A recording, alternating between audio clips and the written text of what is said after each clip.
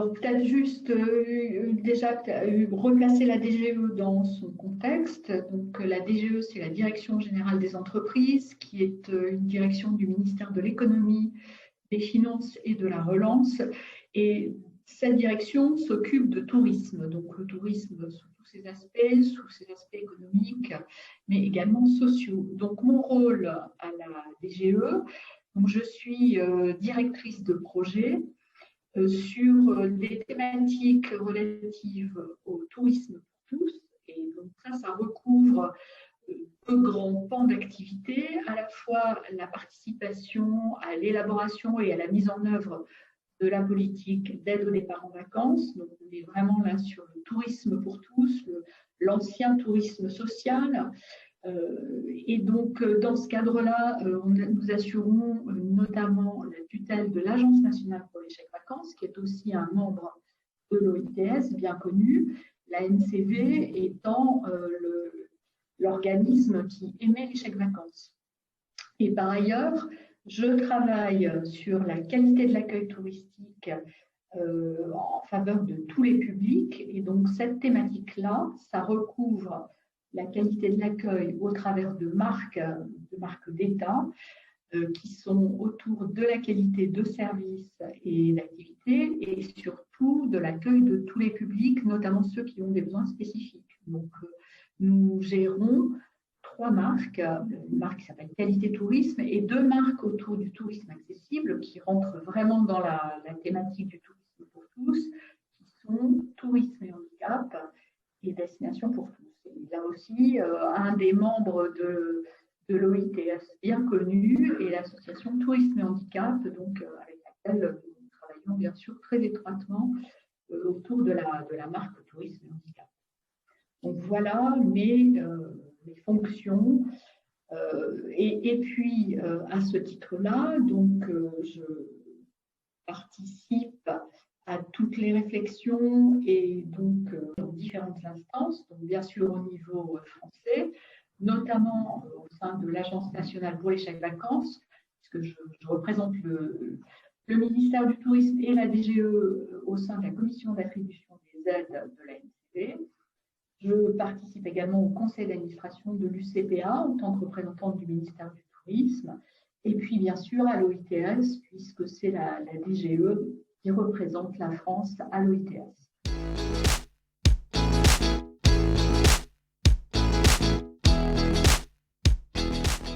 Alors la relation entre l'OITS et le ministère, c'est une relation qui est ancienne, hein, puisque la France est membre de l'OITS depuis sa création, si je ne me trompe pas, et donc le ministère, en l'occurrence la DGE, apporte son soutien à l'OITS à la fois au travers de la contribution financière, de la cotisation annuelle que nous versons régulièrement, mais également, en fait, le ministère apporte sa contribution en soutenant des actions spécifiques qui peuvent être menées à l'OITS. Alors, par exemple, hein, j'ai fait une petite recherche.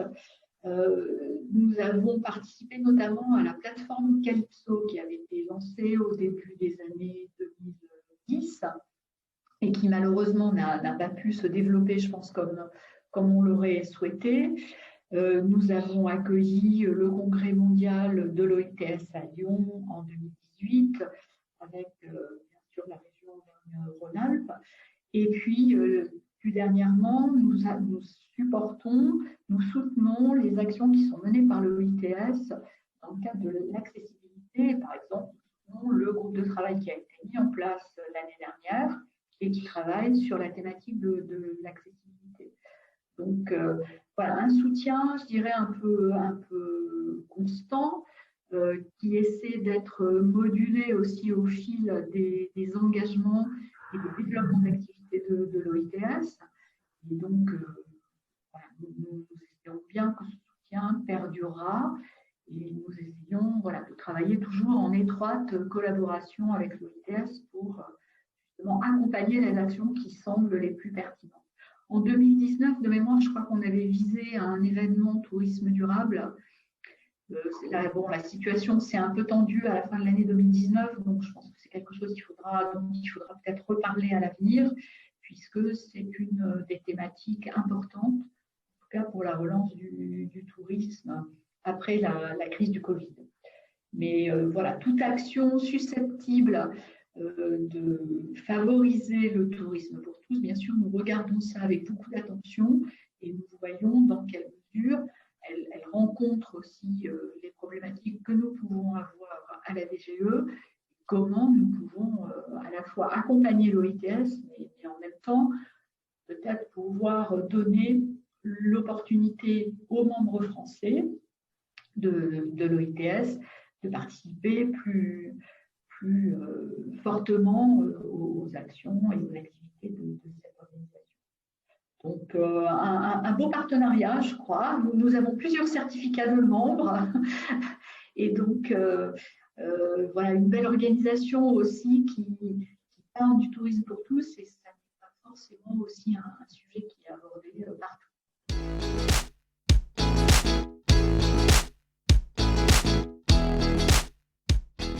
Alors, le tourisme pour tous, c'est une thématique qui a, si j'ose dire, qui a repris de l'importance là, pendant la crise du Covid, puisqu'on a vu combien les personnes avaient du mal à partir en vacances, ne pouvaient plus, soit pour des motifs financiers, soit pour des motifs sanitaires, donc ne voyageaient plus. Et donc, je pense que le principal défi, là, ça va être d'accompagner la reprise de ce tourisme pour tous et d'être moteur dans les dispositifs qui pourront être mis en place pour aider les acteurs du tourisme, bien sûr, les acteurs de ce secteur du tourisme à relancer leur activité, mais également à accompagner le départ en vacances de catégories qui ont eu du mal à partir. Donc, voilà, dans les réponses aux demandes, vraiment, c'est d'analyser quels sont les besoins. Et alors, en l'occurrence, là, on est pour les Français, donc quels sont les besoins de nos compatriotes pour pouvoir partir, nos compatriotes les plus fragiles. Est-ce qu'il y a des dispositifs financiers à mettre en place? Est-ce qu'il y a des dispositifs plus larges d'accompagnement, d'aide, d'acculturation au départ en vacances qu'il faudrait pousser?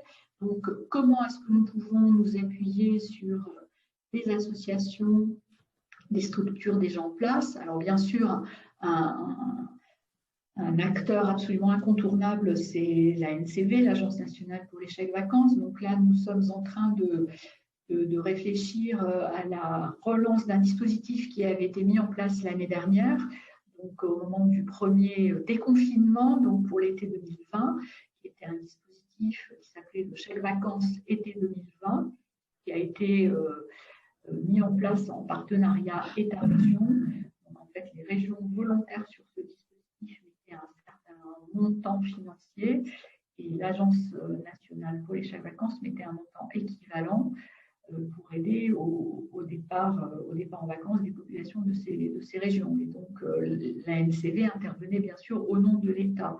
Et donc, ce dispositif, en ce moment, est à l'étude. Donc, ce ne sera peut-être pas tout à fait la même chose, mais a priori, voilà, il y aura quelque chose d'équivalent pour l'été 2020. Et puis, au-delà des défis, en fait, voilà, la crise a bien montré quelles pouvaient être les faiblesses de certains acteurs, et là, de tous acteurs confondus. On n'est pas seulement dans les acteurs, on n'est pas seulement pour les acteurs du tourisme pour tous, mais encore plus pour certains de ces acteurs qui ont été dans l'incapacité d'accueillir du public compte tenu des divers confinements. Et donc, vraiment, il faut aider ces acteurs à relancer leur activité, les accompagner financièrement aussi longtemps que possible et les aider ensuite, plus largement, à répondre aux attentes des publics, à se moderniser, à offrir un accueil qui correspond aux attentes. Donc, on aura vraiment ce rôle-là moteur pour l'avenir. Voilà. Donc, sans doute un rôle à court terme, répondre tout de suite à la relance aider, accompagner, et puis plus largement, continuer à accompagner, je dirais, la mutation de ce secteur, qui est un secteur particulièrement intéressant, qui a toujours été sensible à des thématiques qui maintenant sont à l'ordre du jour, telles que le tourisme durable et responsable, et on se rend compte que c'est quelque chose auquel les clientèles touristiques sont de plus en plus attachées. Donc, un des défis pour la DGE sera d'accompagner ces acteurs à bien mettre en valeur justement les éléments qui sont attendus par les clientèles à l'heure actuelle.